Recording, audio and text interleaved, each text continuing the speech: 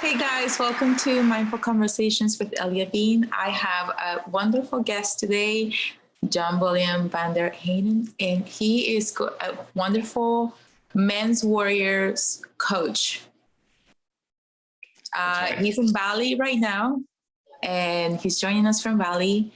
And he was there. He's been there by accident. So I kind of want to hear that story. Okay. Actually, about 2.5 years ago, in the Netherlands, I was living in the Netherlands. I had my own company. I had pretty much everything that I wanted. And every day I woke up, and to get out of bed, I needed to take amphetamines, which started with ADD description, which I didn't have ADD, and then turned into ecstasy. So just in the morning, I had to take ecstasy just to get out of bed. And there was nothing exterior wrong in my life that I could pinpoint. This is the thing. This is the thing that I need to change to make my life happy, or that I need to be happy for. And so I gave everything up. I sold everything, and I decided to travel and see if there's somewhere else in the world I can find my, I wouldn't say happiness, but more like fulfillment or something. I didn't know what I was looking for. I went to Thailand first to become a professional boxer. Didn't work out well. Traveled in Vietnam in the mountains, went to Singapore, then Australia, dove there for a while, and then I got caught in the forest fires. Oh wow! Our entire village was just surrounded by fire one day, and it was pretty much like hunker down in the beach and try and survive. And I got very lucky to escape from there. And one way to escape from there was also taking a plane to the first destination that was available, which was Bali. Then I came to Bali, and then COVID hit. So I was there in this country. Wow. Oh my God. Plan on being. Yeah. That's so cool. It's so cool how, see, like everything has a function and a purpose. And there's always a reason why. Right. Yes, so right now that you're in Bali, what would you say is your function and purpose right now in Bali? Wow. Within COVID, I met a woman, and she helped me transform, like, okay, it's not the exterior, it's the interior, and that's so much stuff to work through. And the function was, what would you say function, the best way to describe a function in this way? Because I did like, about a year of inner work. And like, in what way it works for you? In what way is serving you and working for you? Well, because of COVID, there was nobody to talk to, except for this woman I met on Tinder. And Bali was a little bit more free than other countries where there was lockdown. And she helped me realize, like, there's so much work that needs to be done inside myself instead of outside myself. Like, so much pain and so much shame, so much sadness and anger that I haven't really processed. And by doing so, I was really like, wow, I can actually feel anger and go through the emotion. I can actually also let it go. Same with sadness, same with shame, and just notice all the things I'm ashamed about. Expressing them, being vulnerable was a word that I didn't even understand, let alone being so, let alone doing so. And then feeling tender afterwards. Like, all these things were new for me. And I was like, wow, that changed my life. Like, literally, I at one point, I didn't have anything anymore, but I was so happy and fulfilled. It's like the opposite of what I was in the Netherlands. And I was like, I'm gonna do this for other men as well. Wow. Yes, I can totally, even though I'm not a man, I can relate with, it resonates with me. It just resonates so much with me too. But I see your point, because I've seen that there's a lot of men, because who raises men? Women. Definitely. And so if we have been through so many years, oppressed and repressed by religion, government, society, whatnot. And so this is why it's so important for us to do this work and to help women and men nourish and really like bring out their divine feminine energy. Beautiful. That's the issue. And the issue is that most men don't embrace their divine feminine energy, and most women don't either, because we have been taught that we have to be strong, and we have to be, we can't be too vulnerable. We can't show our real feelings. We can't be nurturing, because if you're nurturing, then you get hurt. So it's all this, all these ideas, wrong beliefs that are just too practical, because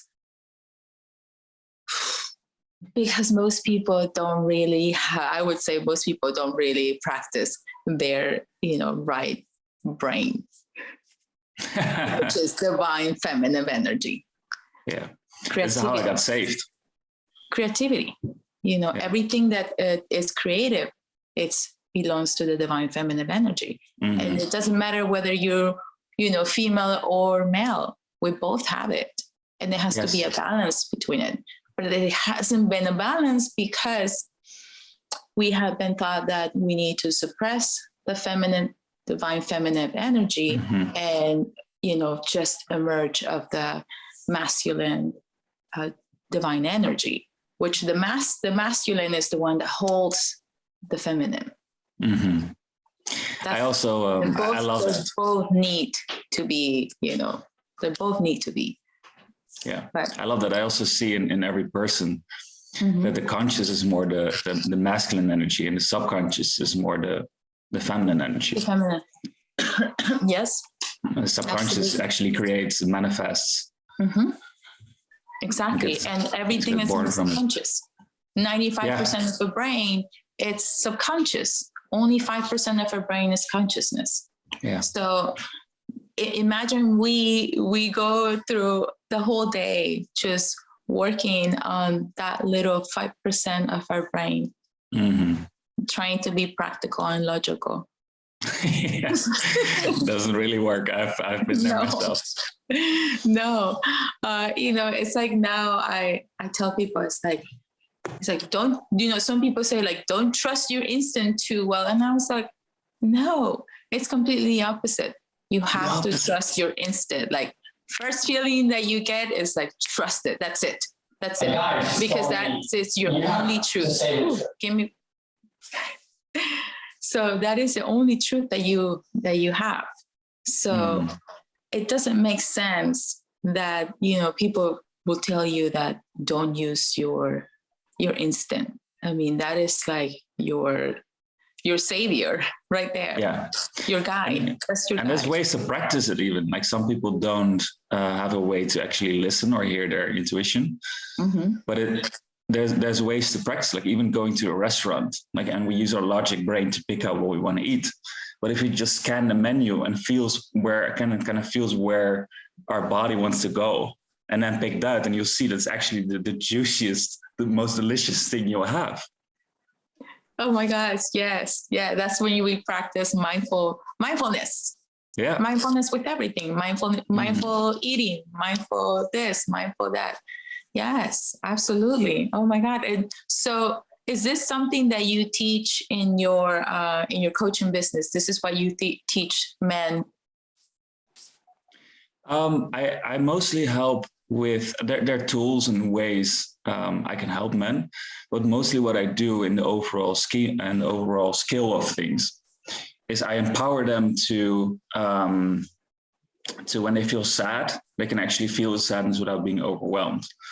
They can express their anger without it actually hurting anybody, neither themselves and so it's really an empowered version of themselves, but more of in a healthy way.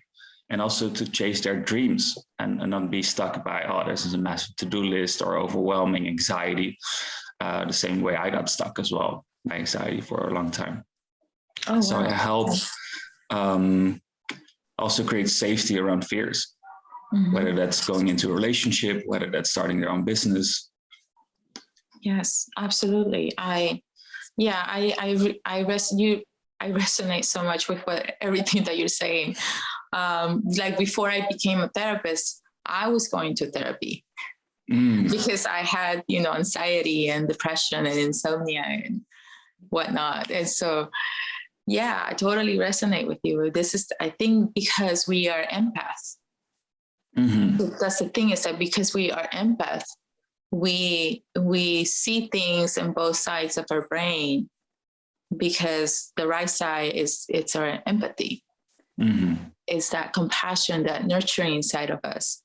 And so since we have that, and when we're treated by like a narcissist who is not capable of feeling empathy, it's really hurtful for us and very confusing in our brain, because our brain cannot comprehend that there is not other being that cannot feel or have empathy towards one another. So that's what the conflict comes from as an empath, when we go through such traumatic experience. And that's why we kind of fall into that cycle of the victim, the victim mentality. But as we work through it, then we realize that it wasn't something that was happening to you, but it was happening for you, so that you could grow, and really embrace your gifts as a healer. Yeah. And I also remember when, from a drama triangle standpoint, I used to be the victim, but then I went to the rescuer, and I'm gonna help other people, and I'm gonna see them do the light. And it's just like also very toxic in some ways, and not very empowering. So, and I love that I still do the work. I think I will always have a coach or a mentor or both, and a therapist sometimes, just to see where my subconscious still needs some healing or growth, or my conscious even. Oh yeah, absolutely. Yes. That's why I love what I do, because I can dig a little deeper and find, whatever is in the subconscious, because everything is in the subconscious, So I love doing that. But so anytime that you want me to do a hypnosis on you, I'm here. But interesting. I was actually, I just booked the first hypno session of my life for next week. Oh, wow. It's going to be great for you. It's going to be great. It's going to unlock a lot of maybe past trauma that you didn't even know that you still had to heal from. I mean, it's amazing. It's amazing. I love it. I love hypnosis, regression, and inner child work. It's amazing. All of that, I highly recommend it to anyone, anyone that go through some like life coaching, any kind of coaching, any kind of teaching, any kind of therapy is good. Any kind of therapy, anything that is going to help you see a little bit more clear, it's good. Because we all go through that stage. It's like a cycle. It's like a little cycle. It's like, okay, you get, that you get abused, then you fall into the victim mentality, then you want to go into the hero journey where you want to save everybody, but you haven't really saved yourself yet, and you haven't really learned how to set boundaries either. And so you let in everyone and anyone, and you open the doors and you open your heart because you are love. And so you and then they take advantage of it. And then rage comes out. Right? And rage comes out, and then it's like, what did they, this fuckers. I'm like, I'm gonna fuck them all now. And it's like, okay, that's the rage. So then you have to work through the rage by transmuting that energy of rage into something more creativity. I love that. So then you go from that's why I'm thinking about writing a book. It's like, like the other side of pain, joy. Once you get through all that, when you go through so much pain, then you get to joy. Yeah, it's the polarity. And then it's like, okay, it was worth it. Yeah. In the moment, it's never worth it. In the moment, it's not. In the moment, you want to really fuck you all. Yeah, totally. I remember actually, I love that what you said about the anger. I think it's such a vital emotion to experience fully. It is. And I remember like there's some stuff happened in my childhood, some trauma that involved my father. Mm-hmm. And about a year ago, I went and talked to my dad when he was still in the Netherlands on Zoom. And I was like, Dad, can I get angry at you, please? Can I unleash my anger towards my father? Would that be okay for you? And you just witness. And when I'm done, it will take about 5 to 10 minutes. And you just say, thank you for sharing. And that's it. Can we do that? And is this something you need from me to feel more safe doing so? And just know it's not personal, but I need to get this out. And we've done this twice now. And I went absolutely nuts. And he was just like loving it, just seeing my full expression and just not taking it personal and just say thank you, because I don't really want to hurt him. I don't want to feel bad about it. I don't want to hear sorry. But I do want to express, because I know what the end goal is. And it's just feeling more connected to him, because it's still kind of like a gray kind of curtain between us. Mm-hmm. There's a gray area right there, because the opposite of love is not hate. Mm-hmm. It's indifference. Right. So when you hate someone, it's because you love them. Mm-hmm. You still love them so much, and you hate them because it hurts so much that they hurt you. Yeah. But the reality is that they didn't hurt you. I mean, the only people that can really hurt you are the people that you love the most, that are the closest. Right. But if you think about it, they are in a different vibration. They have a different level of consciousness. So in their mind, in that level of consciousness, they're not really doing anything wrong to you. Mm-hmm. They're loving you as much as they can. Yeah. They're loving you as with everything that they have, with every tool that they possible gather, they have with their parents, moms, whatever. They had all those, even if it's just 2 tools that they have, but that's all they have. And that's all. So they're giving you all. But they're doing the best they can. They're doing the best they can. Yeah, they really are. So in reality, they're not really hurting you. Mm-hmm. Yeah, that's why it's not personal. Yeah, that's another kind of like another rule that we have to practice. Don't take anything personal. Yes. Yeah. It's like, we have to, it's like, it's a practice. It's a practice. Yeah. But I really love what you said, that they're doing the best they can with what they have, meaning they're loving you fully. Yes. With whatever their possibility. And if you accept that, what it creates is just curiosity and innocence on my part. So I can just be curious. Oh, why did you say that? Like, oh, what makes you so angry right now? What happened when I was 10 years old when you said this to me? That was really traumatic for me, but I'm just curious, like, what happened for you? What was your experience? And then we can just, instead of just blaming and everything, we just get curious and from innocence. Absolutely. Yes. Completely agree. Yes. Oh my gosh. Yes. That's what happens. And that's what, when I'm doing a hypnosis and I'm taking them back to a scene, during their childhood, I also take them back to be the parent that they wanted to be for that child, for their inner child. So you get to be, little Elia, and you get to see, little Jan, like right in front of you, and then you get to heal them, because we are healers. Yeah. We have the tools necessary to heal ourselves. Yeah, I love that so much as well, because the child who's scared and everything, and if you, as the person you are right now, has to show up for the kid, then like suddenly you're also the big wise protector. Exactly. You're always going to protect. You're always going to protect yourself. You're always going to love you. You're always going to save you and keep you protected and keep nurture you. Mm-hmm. You're always going to do that for you. Yeah. One reminds me of when I sing that my mentor always said, there's nothing you can do against yourself. You're always having yourself in the best interest, no matter what choice you make, no matter how it turns out. Mm-hmm. It's always serving you. Absolutely. Yes. Yay. I love this. It's actually one of the biggest changes what happens with my clients.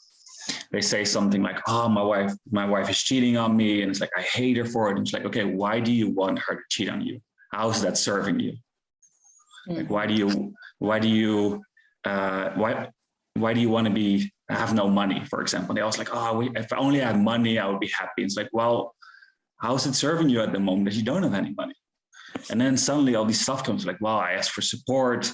I'm actually too scared to commit to the relationship, so it works. Like, all these things come out, and if you work on these things, like, suddenly you're empowered, because you're no longer the victim of what's happening exterior, and you can just see, like, it's serving me in this way, but I want it different right now. And we can change those things, and suddenly, the partner doesn't cheat anymore. You're calling in a partner that's super solid, that's also wanting to commit. Suddenly people want to pay you for money comes in, and you're comfortable with that money. It's all these steps that you can take through this. Absolutely. Thank you so much for sharing that. Thank you. So what's some other, how do people find you? It's mostly, actually, I serve clients and they give me referrals, so they talk about me.